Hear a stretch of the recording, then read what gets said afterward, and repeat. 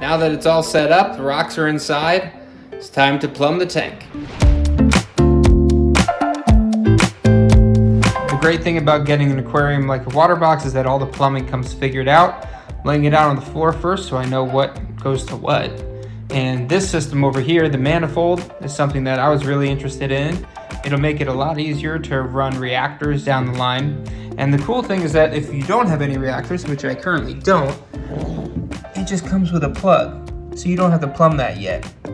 So when the time comes that I start running a carbon reactor or GFO or something like that, I can just unplug that and have manifolds set up already. Something to note before you actually start putting all this together is that when it comes, you'll have this plastic wrapped around here, and that's to keep the O-ring in. It's very important that the O-ring stays in there when you actually seal this together, otherwise you'll have leaks. And the other thing is, for some reason, they put this blue tape on all the threads, and this is not plumber's tape. This needs to be removed. If you don't remove it, one, the adhesive on the other side might contaminate your water, but more importantly, it's not gonna create a good seal, because this is gonna get in the way of all the threads. So make sure you peel this off before you actually plumb the tank.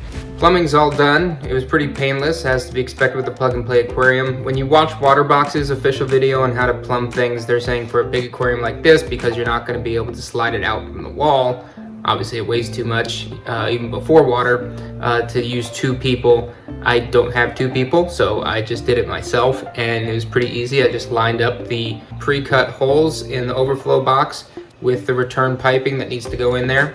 And then I removed the male end of the bulkheads on the sump side, and I screwed those in tightly down here, and then I screwed it in tightly up there. It's perfectly sealed and tight. And then after that, I then screwed on the bulkhead from each different overflow tube, and then the return. Since I don't have any media reactors yet, I'm not gonna set up the manifold system. I've been reefing for 6 years without one, but I just wanted to have the flexibility to implement one if I need to down the road. So for now, I'm gonna forgo it. Once I get the return pump exactly where I want it, I'm gonna trim back the tubing to make sure there are no kinks and it's the right length. Not doing filter socks at all. I decided to actually opt for the Clear 7 instead of going with the Clarity that I see a lot of people use. And the reason being, mostly, is because Marine Depot was having an epic sale on them. So I picked it up. It's the version 2, so it has the higher power motor, which seems to work great from all reviews that I can see. And here it is. This is not really fully set up or assembled yet. Obviously, there's no paper in there. Motor's not hooked up. But I'm very excited for the fact that I just bought a brand new aquarium and I don't have to do any modifications to the sump. So, you know, for $180, see if it works. And if it does, then awesome steal. If not, I'll deal with it and save up and get something better and have to modify the sump after it's already wet, but we'll see. I'm not really sure. There doesn't seem to be any clear indication as to which chamber it's supposed to go into. The one thing I do know is that you're supposed to have as much water height above the top rim here as possible.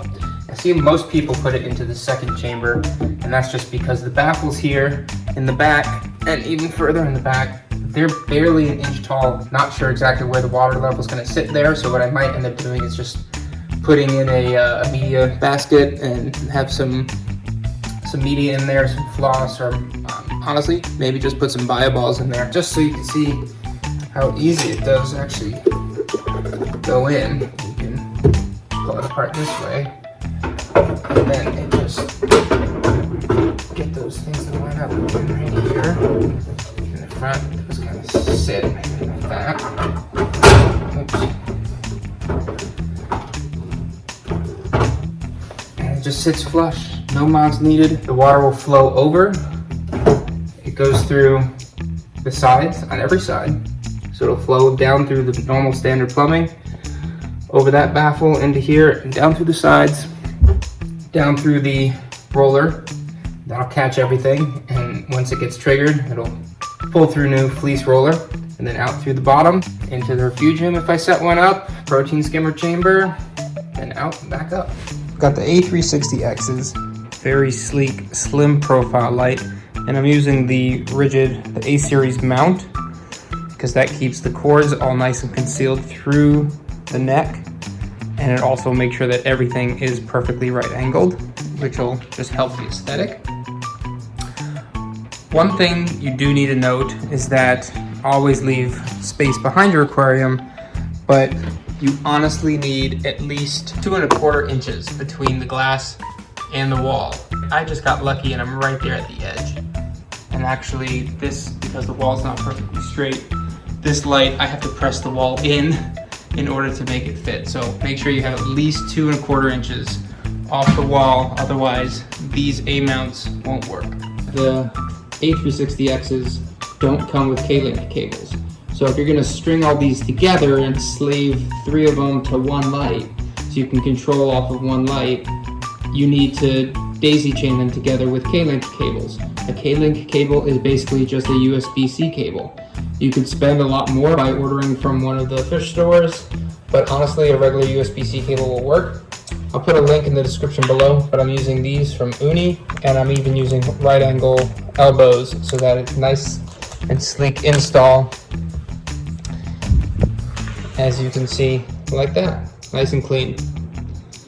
I'm also using the Wi-Fi dongle so that I can control these remotely from my phone and just use my phone as the controller. So I'll be able to use this as my master, and then those 3 will be slave lights to this one. I hope you enjoyed this video, and if you did, please hit that like button and don't forget to subscribe so you can see more videos just like this, and follow me on the whole build of the WaterBox 220.6.